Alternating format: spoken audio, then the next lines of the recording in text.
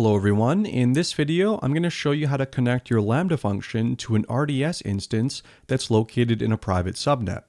I'm also going to show you how to enable internet connectivity for your Lambda functions so that you can talk to the public internet.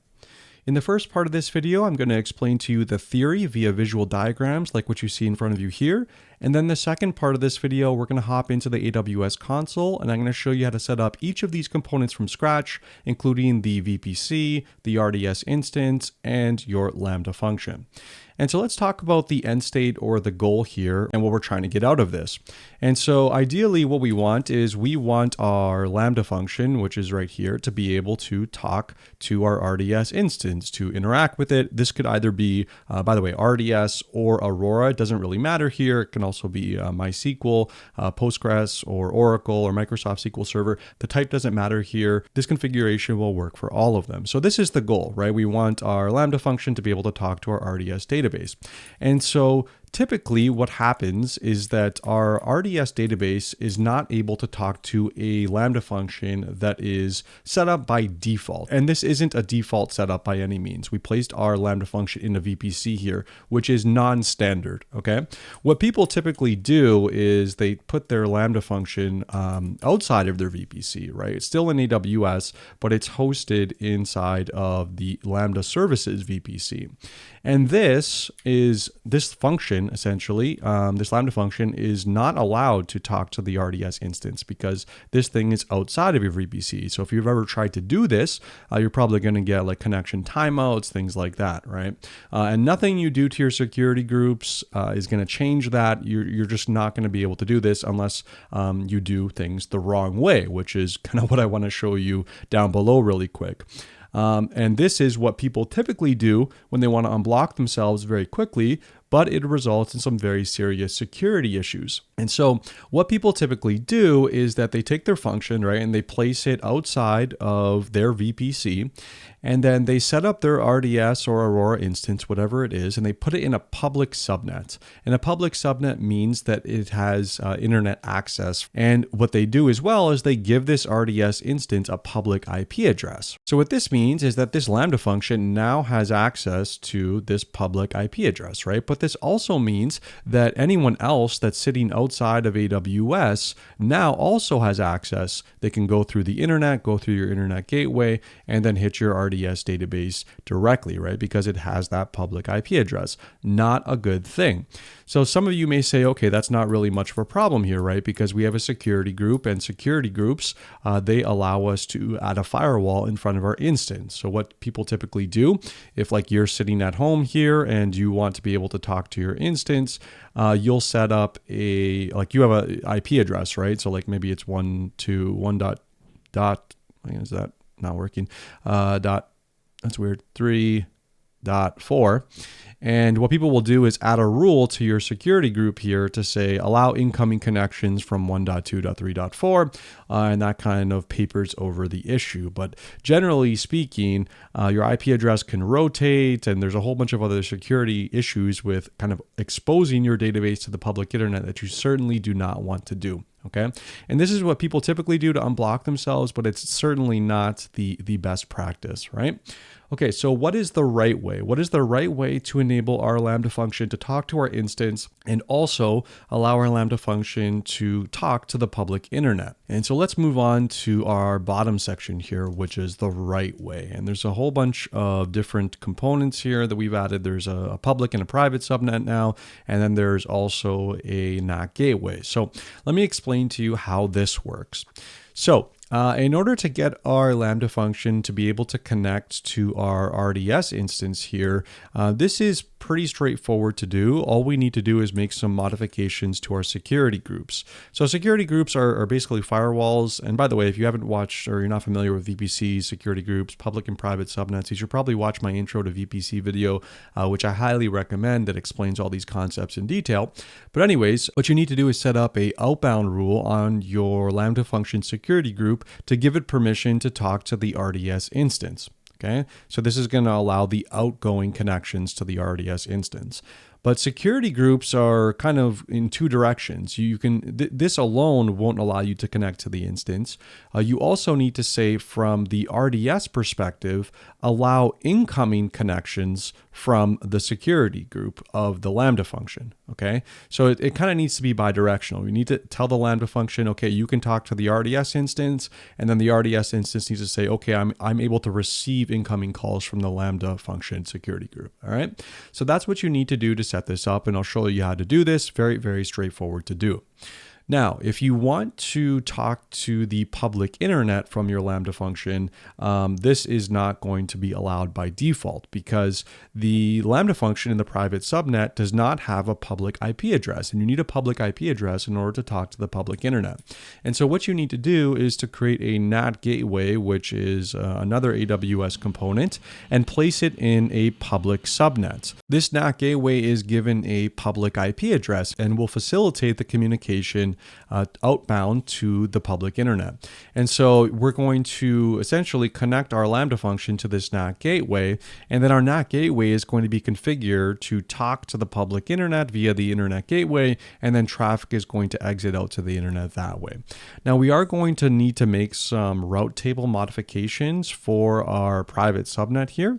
We're going to need to tell it such that anytime it tries to talk to the public internet, instead to route the traffic to the NAT gateway instead, which is a very simple thing to do. And so yeah, that's the theory section of how all of this works. Let's hop into the AWS console now, and I'll show you how to get started. But before that, this video is sponsored by ArchFormation. ArchFormation helps you accelerate your cloud infrastructure deployment for every project. It works by converting design diagrams directly into Terraform code. You can use ArchFormation's drag and drop editor to design an entire app of your own from scratch, or use one of the pre-built templates to get started quickly. This template, for example, sets up a 3-tier web app using Lambda and RDS. In fact, you can use ArchFormation to set up the infrastructure that we're creating in this very video. After you're done designing, ArchFormation will automatically build your project into a Terraform executable that you can deploy up into the AWS cloud. ArchFormation features a 14-day free trial, and you can use this coupon code to get an extra month for free. Try ArchFormation now to build infrastructure for your project at archformation.com. All right, folks, so here we are in the AWS console. So I'm going to separate this into a couple different steps here. First, we're going to create our AWS VPC.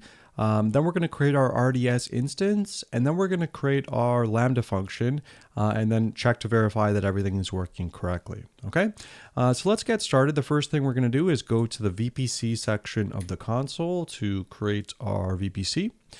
And if you're not already familiar, just going into the VPC section here, either by clicking this button or by going to your VPCs on the side. If you're not already familiar, AWS provides you a default VPC out of the box. This is used for most use cases, but it doesn't come with a bunch of the features that we're going to require for this project, private subnets and a NAT gateway specifically.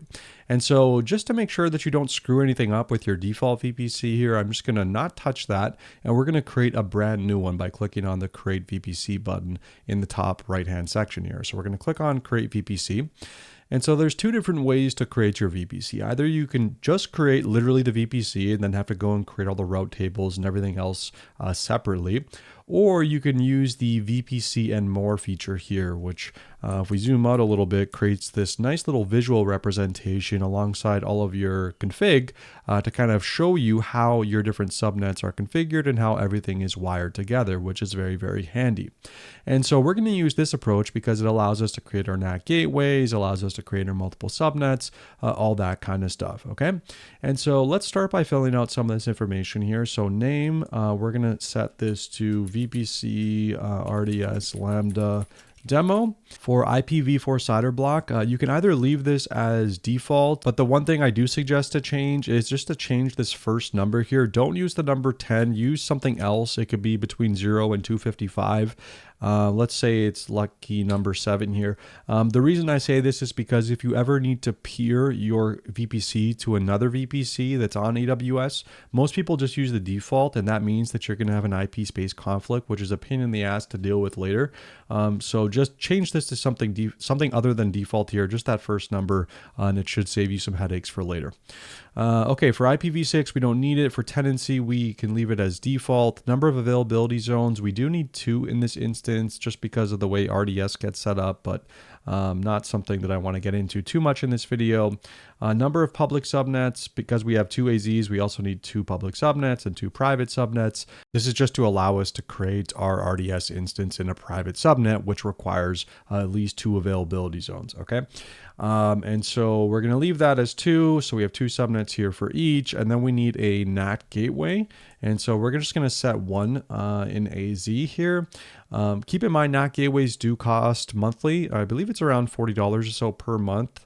So just keep that in mind. If you don't want your Lambda function to have internet access on the outbound direction, then leave this as none. But for our case, we do. So we're going to set this to in1AZ.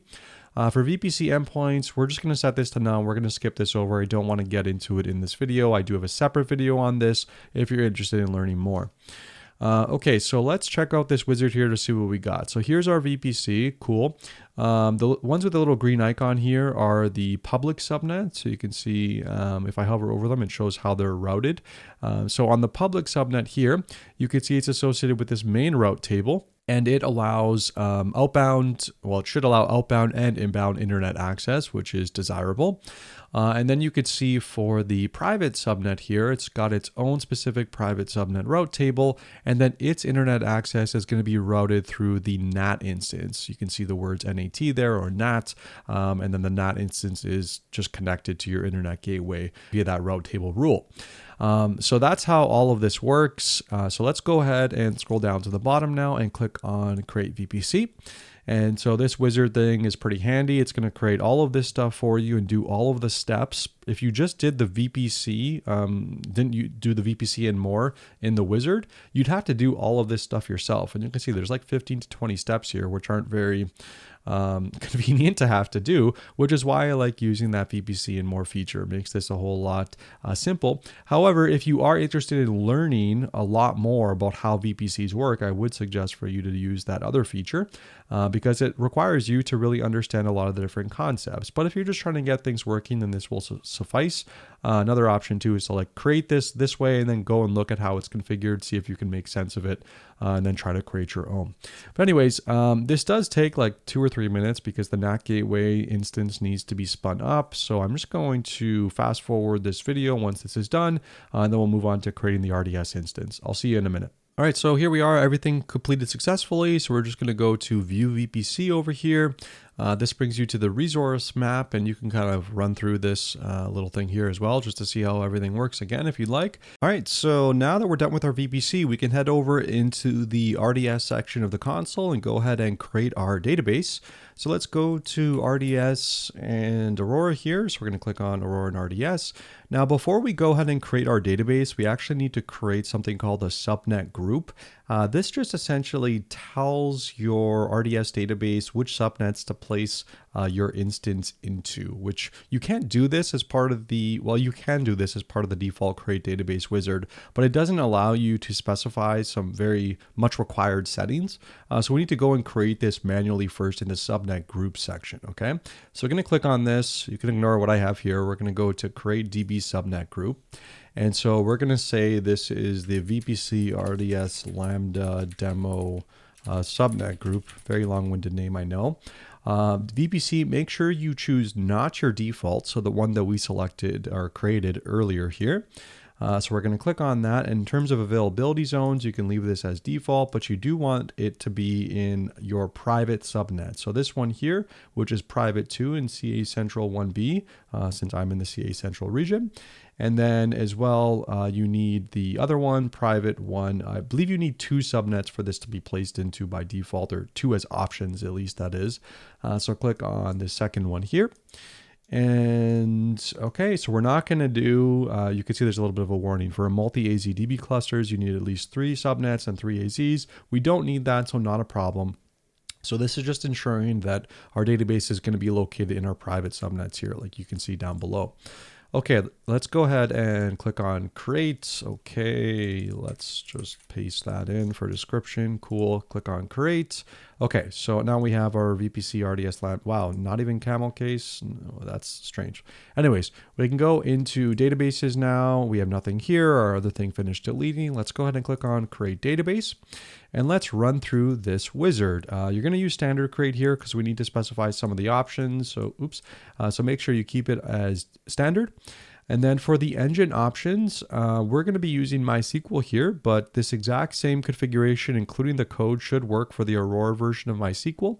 If you're using Postgres, either via Aurora or Postgres raw, you can do the same thing that I'm about to show, except that you won't be able to use the Python library that I'm using. You're going to have to use a different library. And there's going to be some minor differences in the security group configurations, specifically the port number. The same thing actually applies for all of these other ones as well. But we're going to be using MySQL here for this demonstration. So let's keep it going. I'm going to scroll down here, keep it on MySQL community, engine version, keep that as default. For templates here, definitely don't use production unless you want to be charged an arm and a leg. We're going to be using free tier here. And, oh, this is kind of nice. They actually added some visual explanations of how each of these different setups work. Kind of cool. Anyways, we're just going to put this in the one instance, which is the default. And then DB instance identifier, you can set this to whatever you want. I'm just going to leave it as database here. For admin, by the way, write all this stuff down. The DB instance identifier, the username, the password, and the default database name. You're going to need this stuff a little bit later on. So master username, you should change this. I'm going to leave this as default, and I'm very cleverly going to set this to 8/8 for my master password. Very secure, I know. So 1, 2, 3, 4, 5, 6, 7, 8. 1, 2, 3, 4, 5, 6, 7, 8. Okay, let's scroll down now. Leave this as T4G micro. This is going to qualify for the free tier. Storage, we're going to leave it as 20 GB of general purpose SSD. No charge for this under free tier. Under connectivity, this will require some changes. So for compute, don't connect to an EC2. We don't need this at all. For network type, leave it as IPv4. Make sure you change your VPC here from the default to the one that we created. So VPC RDS Lambda demo, click on that. Subnet group, this is what I was talking about before. This is where we select our other subnet group, which contains the private subnets where these are going to be placed in, or this instance could be placed in. And you can't actually create this as part of this wizard, which is annoying. So that's why we did this as a prerequisite step to creating our database.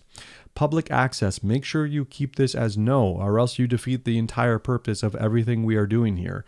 You do not want it to have public access connectivity. And then for VPC security group firewall, we're going to remove default. You don't want this. I created one earlier just because I was testing it. But what you'll need to do is go to create new and then just type in the name.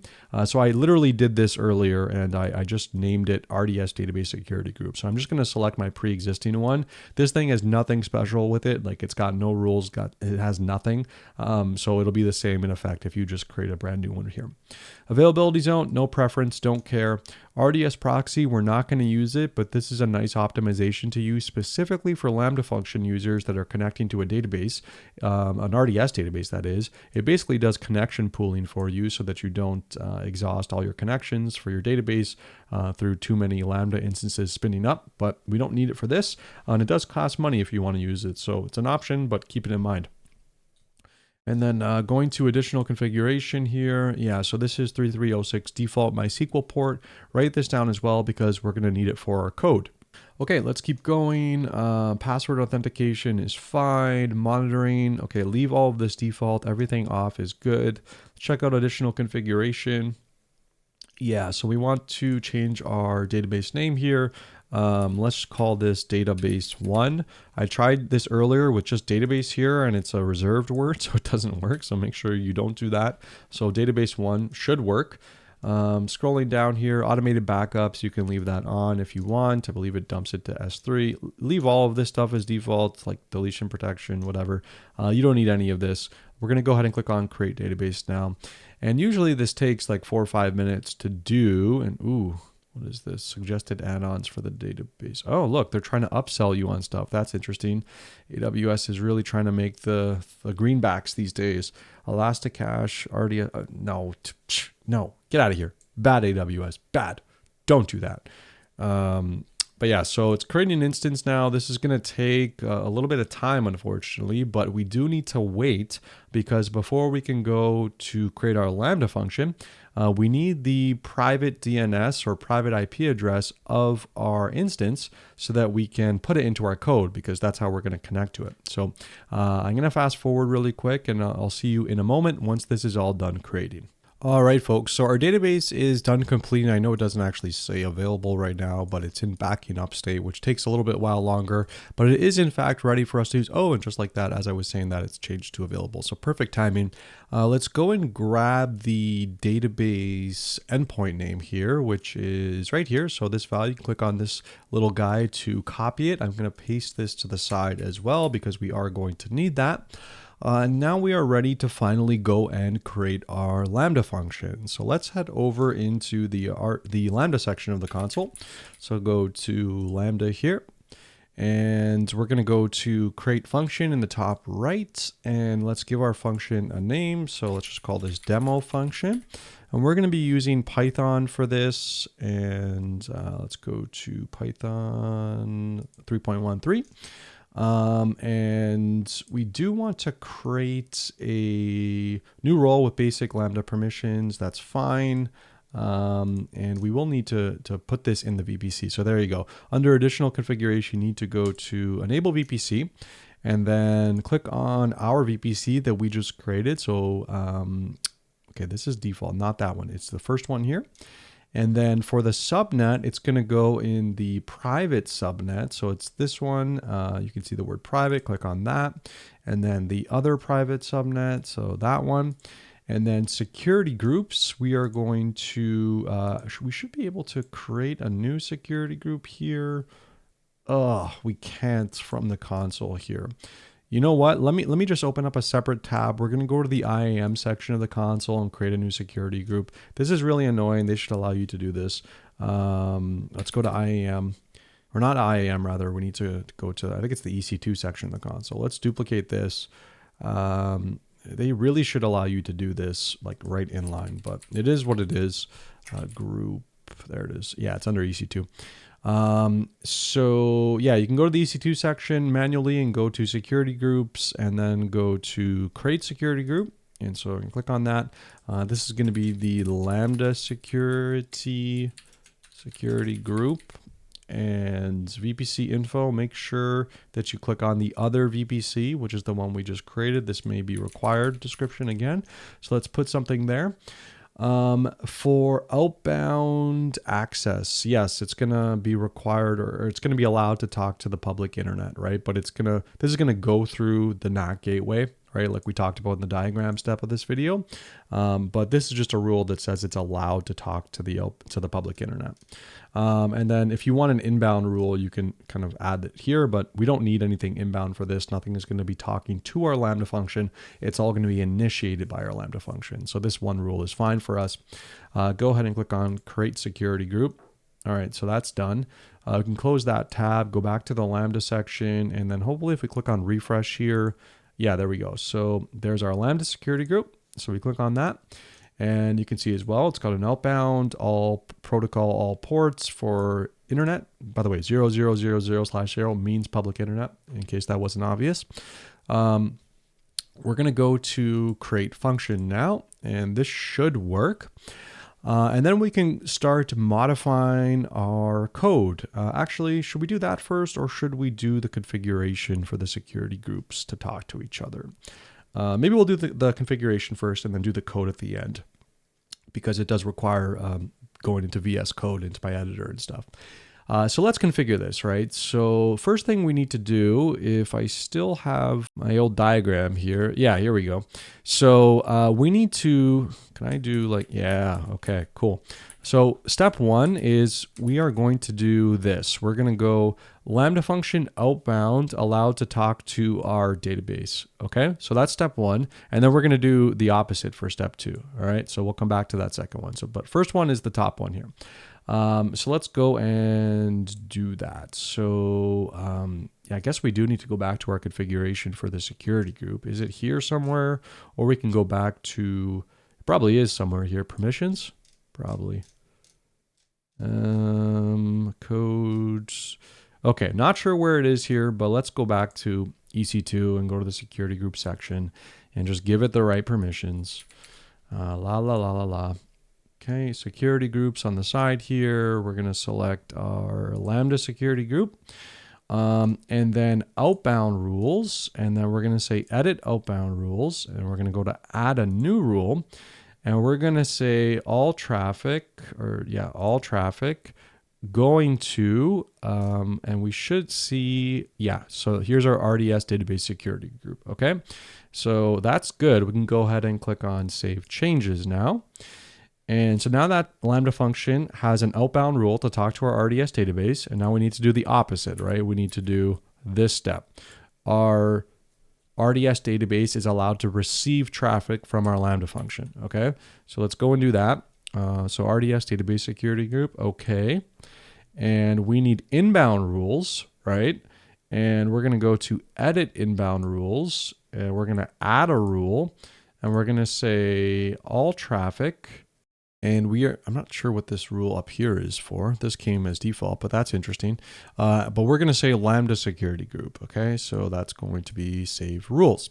Okay, so now our Lambda and our RDS have permission to talk to each other. So we're done with the security group stuff. And in our Lambda function here, there's nothing really going on. This is just some kind of boilerplate junk. But in order to talk to an RDS database, you do need a library to do that. You can't just do that with the default stuff that's provided in the Lambda runtime here. So for that, we're going to need some dependencies, right? So to talk to the public internet in Python, we need the requests library. And then to talk to a MySQL database, we're going to use PyMySQL. So let's go over to our code editor now, and I'll show you how to do this. So make sure you have a empty folder here. I'm using VS Code. We're going to create a new file, and we're going to call this lambda_function.py. And we need to do a couple things in here. First, we need to import some libraries. So we're going to import PyMySQL. Then we're going to import requests. I know it's giving me a hard time because we haven't installed these things yet, which is fine. We will in a second here. And then let's just define some constants. I'm actually just going to paste this part in. This is the URL we're going to hit, which is just the API for GitHub, totally fine. And then I'm just going to paste in our code here, which is going to call that function. And so here it is. So it's going to say it's a function called Lambda handler, taking two objects, event and context. It's always good to have a print statement here like I have. So we're going to keep that as is. We have a response, which is going to, make the actual HTTP response. And then we have the result, which is stored as this object here. And then like if you just want to talk to the public internet and test this out, you would just return immediately. But we also want to try and connect to our database. And so let's set that up as well. And so for that, we need to paste in some details for our database connection. So let's go ahead and put that here. And so this is where it's important to have stored all of your credential information. So let me copy all this stuff over. So our DB hostname is this. Username was, I believe, admin.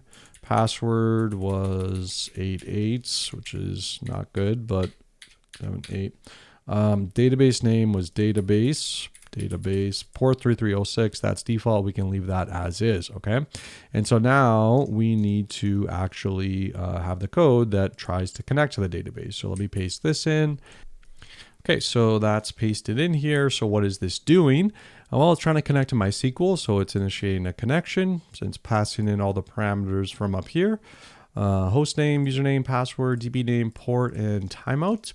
And then it's trying to connect to it. It's establishing a cursor. It's just selecting the current time. It's fetching the result. And then the second step is to make our HTTP request to the public internet. And then it's just throwing some stuff in the response here. So it's adding a DB time to our response. It's also showing our HTTP status and our HTTP info. I'm just going to convert this to a string to make sure this works. And then if anything blows up, there's an exception handler here to catch the error. Okay. And so in order to get this code into AWS, we need to do a couple things. We need to install all of our dependencies first, and then we need to zip up our file so that we can actually upload it as a zip into AWS with all these package dependencies. So while in your folder here, in your terminal, you can either open this up via PowerShell or just go to, like the way I do it is click on this little guy here, go to terminal, all right? And so we're going to say pip install -r requirements.txt -t and then dot, and that's going to install all these dependencies. Oh, we didn't create the requirements.txt. Sorry, what am I talking about? We need to create that now. Sorry about that. So requirements.txt, and then in the here we need to put py/mysql and a request derp. Sorry about that little mistake. There we go. So this should work. So now it's installing all these, boom, all these dependencies to our local directory here. So now this should all be ready to go to zip. Now, if you're using a Mac or Linux, you can run this command here, this one. So zip-r lambda function.zip and current directory. This will work, but since I'm on a Windows machine, this does not work. So I'm just going to do this via File Explorer. And so we're going to go to my thing here. So c/users Daniel, and go to here and here and here. So this is the folder that contains everything. You can see it's all in here. We're going to right click this, and there should be a thing to zip. I think it's under send to, yeah, so compressed, so zipped folder. And so there you go. So and then just add .zip there. Okay, so now we're good. We have our content all zipped up, so we can upload it into the AWS console in the Lambda section. So let's go back to our code now. And there it is. So upload from zip file, and I'm going to go to upload and new, and here's our zip. So we're going to go here. And you can encrypt it if you want, but you don't need to. So click on save, and it should show you all the code here as well. Yeah, there you go. So you can see all the code that kind of got propagated. We can also modify it directly in line here, which is kind of convenient. Anyway, so this is all the code, and we can create a test event. So we can actually try this out really quick. So let's just create a test event. You can call the event name whatever you want, save. Make sure you click on deploy. Okay, you have undeployed deploy. Okay, there we go. Deploying code. That was weird. So successfully updated the demo function. All right, now it's the like moment of truth, right? To see if all of this stuff works. So let's click on invoke and see what's going on here. No module named Lambda function. Okay, so I think I figured out what was wrong here. So the issue is that we zipped everything, including the folder itself too. But what we really wanted to do is actually take all of this stuff and then zip this up as is, which is kind of a counterintuitive problem. But anyways, so we can do this again. We need to make sure you select everything and then right click and zip. So what did we say this is called? RDS Lambda demo here. And you shouldn't actually need to do .zip, but anyways, let's just leave this as RDS Lambda demo. Let's re-upload this and go back, upload, it was in here. There we go, RDS Lambda demo, and click on save now. And so this should be better. Yeah, so we don't have that. If you notice here, there's no like subdirectory, because before it was showing demo function and then another directory and then all of our code and dependencies and stuff. Looks like it was having problems finding the actual function itself. So If we go to Lambda Function over here now, we can see everything. Let's make sure we click on deploy, click on the test button, and let's see what we get. Ooh, interesting. Okay, unknown database. So we do actually have connectivity here. So everything is working correctly in terms of connecting to the database. And if we're trying to connect to the database, that must also mean that we are able to make an outbound HTTP call. So that must be working correctly. But we do have this problem here. And I think like the SQL query I have doesn't actually, yeah, it's just selecting current time. So I think we can just comment out the database, because maybe in the console I either used a different name or we need to create one manually, which is fine too. But let's try to just comment this out for DB name and redeploy this, and this should work. Let's go ahead and click on test now, and yeah, there you go. So what do we have? What's going on here? Can I make this bigger? Hello? Yes? No? All right. So we got body, we got DB time. So this is the current time of our database. We have the status, and this is what's coming via our HTTP request. We are able to talk to the public internet as well. So you can see everything is working correctly here. So I hope this video helped understand how everything works in terms of VPCs, Lambdas, and private subnets, RDS databases, NAT gateways, all that kind of stuff. I will make the code available to you over on GitHub. I'll leave a link in the description section below. And thank you so much for watching, and I'll see you in the next video.